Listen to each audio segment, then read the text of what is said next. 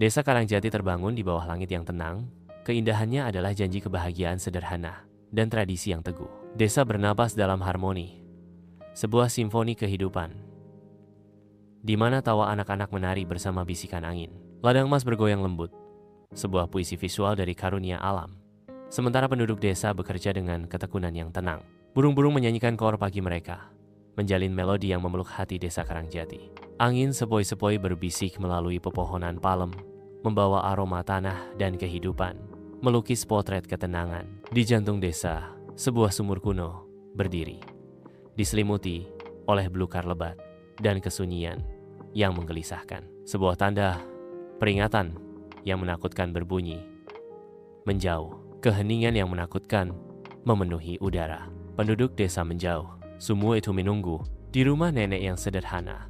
Sinar matahari melukis udara dengan debu yang menari-nari, memenuhi ruangan dengan aroma kayu tua dan rempah-rempah. Riko duduk berhadapan dengan nenek, tidak menyadari legenda mengerikan yang akan terungkap. Nenek memulai.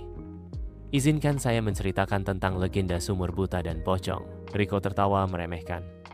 Hahaha, nenek, itu hanya cerita karangan belaka. Namun, mata nenek menyimpan kedalaman yang menunjukkan bahwa kisah-kisah itu lebih dari sekadar cerita belaka. Cahaya matahari meredup sedikit, menciptakan bayangan panjang yang mengisyaratkan kegelapan dalam legenda. Riko keluar dari rumahnya, diselimuti kegelapan malam, menggenggam senter dan kamera. Sinar senter membelah malam, satu-satunya penuntunnya dalam kegelapan yang luas. Didorong oleh rasa ingin tahu dan ambisi, Riko memberanikan diri keluar di malam hari, bertekad untuk mengungkap legenda sumur buta. Dia bertujuan untuk mengabadikan petualangannya, berencana untuk membagikan temuannya di media sosial. Dengan setiap langkah, angin membisikkan rahasia, memicu tekadnya untuk mengungkap kebenaran. Riko melangkah maju, siap menghadapi legenda sumur buta. Riko mendekati sumur di bawah selubung malam. Setiap langkah diukur dengan hati-hati. Angin berhenti, dan keheningan yang menakutkan turun, meningkatkan ketegangan. Dia menyinari sumur dengan senter, menembus kegelapan di bawahnya. Sinar cahaya menari di dalam, mengungkapkan rahasia tersembunyi yang tak terhitung jumlahnya di kedalaman sumur. Keheningan sumur buta pecah oleh suara gedebuk tiba-tiba dan tidak menyenangkan dari kedalaman sumur. Riko membeku, wajahnya terukir dengan keterkejutan saat suara yang meresahkan itu menembus malam. Sebuah langkah mundur mengkhianati ketakutan Riko.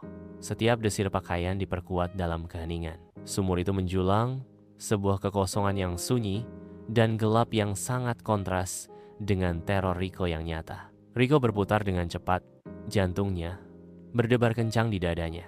Pemandangan mengerikan menyambut matanya. Pocong itu berdiri diam di belakangnya. Wajah pocong sangat pucat dan mengerikan. Mata hitam berongga menembus malam. Gelombang bau menyengat menerpa Riko, membuatnya tercekik. Riko membeku dalam ketakutan, lumpuh oleh kengerian di hadapannya. Di sumur buta yang gelap, senter Riko berkedip-kedip, menciptakan bayangan aneh yang menari di lanskap yang menakutkan. Cahaya yang tidak stabil menekankan suasana yang meresahkan, melukis lingkungan sekitar dengan cahaya yang tidak menyenangkan. Sebuah suara mengerikan bergema di tengah malam. Kembalikan kain kafanku.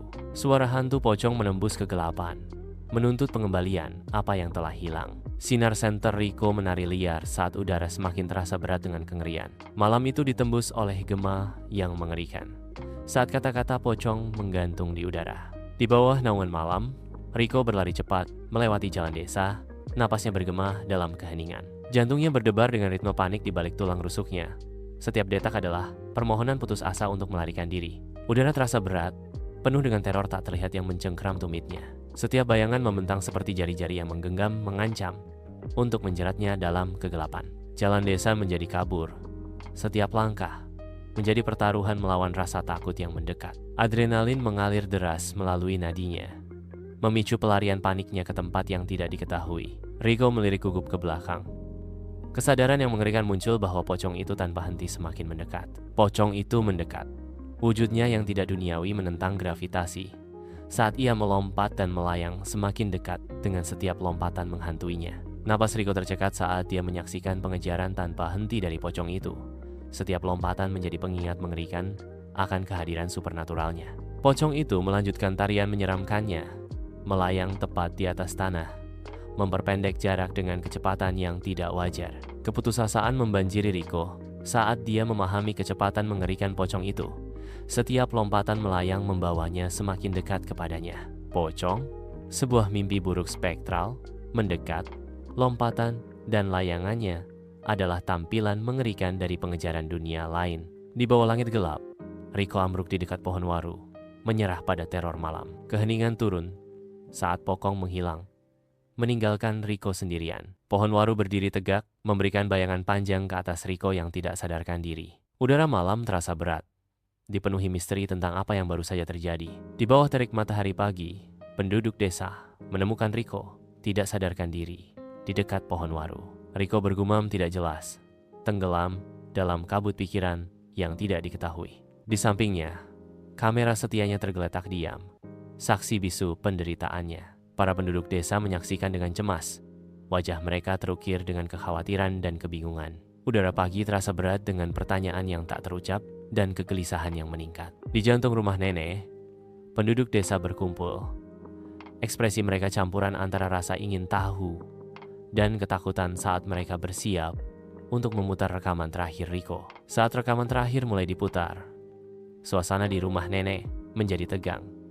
Sebuah awal dari kengerian yang akan segera terungkap. Rekaman diputar, setiap bingkai adalah langkah lebih jauh ke dalam jurang maut, mengungkapkan sekilas teror Riko. Saat penduduk desa menyaksikan rekaman itu, Riko menyerah pada teror yang nyata. Ketakutan di matanya mencerminkan kengerian dari sesuatu yang tak terlihat. Udara di rumah nenek mengental dengan beban ketakutan Riko. Sebuah kehadiran nyata yang mengikat penduduk desa dalam kengerian bersama. Rekaman berakhir, meninggalkan penduduk desa dalam keheningan yang membisu. Tiba-tiba, wajah spektral Riko muncul di belakang kamera. Napas kolektif menyapu seluruh ruangan saat penduduk desa mundur ketakutan. Ketakutan menghantui mereka saat menyaksikan hal yang mustahil. Sumur itu diselimuti misteri, ditutup dengan kayu dan batu. Sebuah bukti bisu tentang ketakutan yang diinspirasinya. Penghalang itu berdiri, pengingat suram akan kegelapan yang ada di bawahnya. Sebuah peringatan tak terucap menggantung berat di udara, membuat semua orang menjauh. Sumur itu tetap tak tersentuh, kehadiran menghantui di bawah langit terbuka. Malam tiba di desa Karangjati, udara terasa pekat dengan bisikan-bisikan yang tak terlihat. Suara gemerisik kain samar-samar memecah kesunyian malam di dekat sumur buta, mengganggu kedamaian. Sebuah suara hantu menunggangi angin.